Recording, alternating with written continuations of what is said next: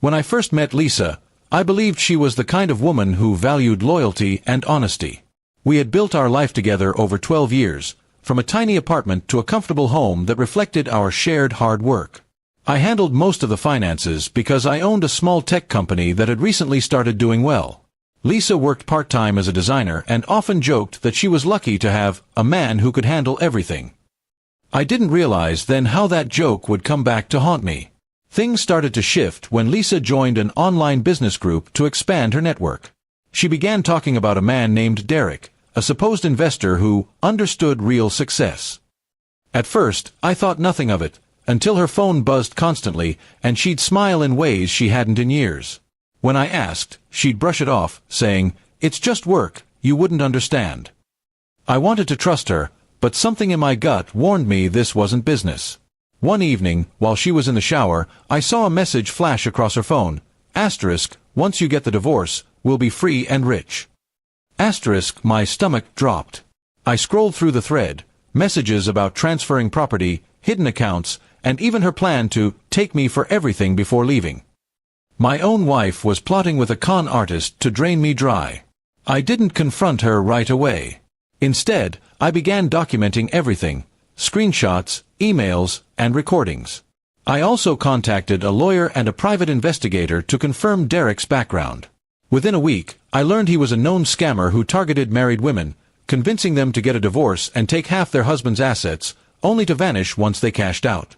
Lisa wasn't just cheating, she was being played herself. I decided to play along.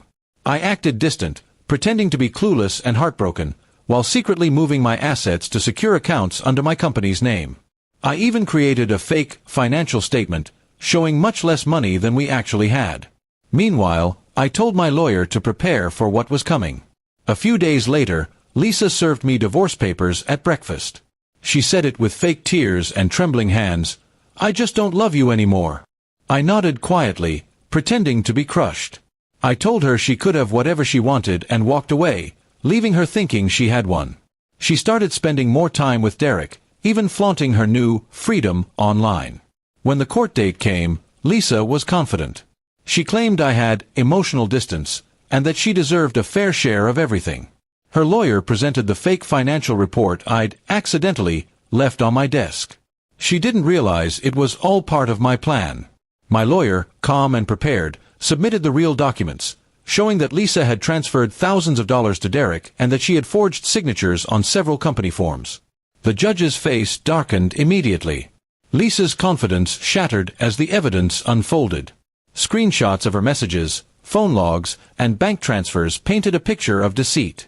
Derek, the man she thought was her ticket to a rich future, disappeared right after hearing about the investigation.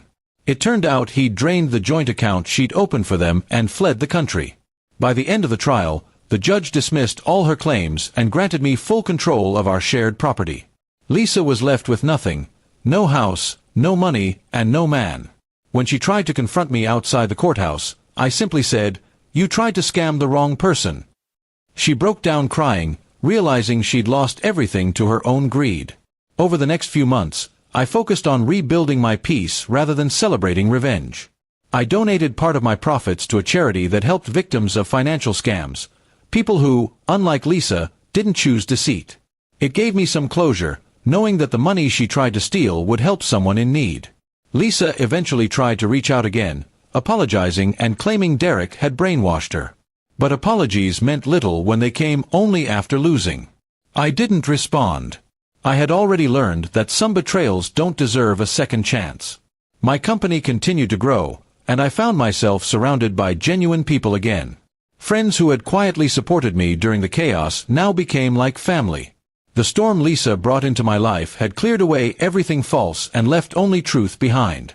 Sometimes I still think about how close I came to losing everything, not because of money, but because of misplaced trust. Love without loyalty is just a story waiting to collapse, and I had lived through that collapse firsthand. In the end, revenge wasn't about destroying her life, it was about protecting my own and reclaiming my dignity. I didn't have to hurt her. She did that all by herself. I simply stepped aside and let her lies burn down everything she'd built on deceit. And as I stood on my office balcony one evening, watching the sunset after months of chaos, I finally smiled. Not because I'd won, but because I was free. Free from betrayal, manipulation, and the woman who tried to con the wrong man.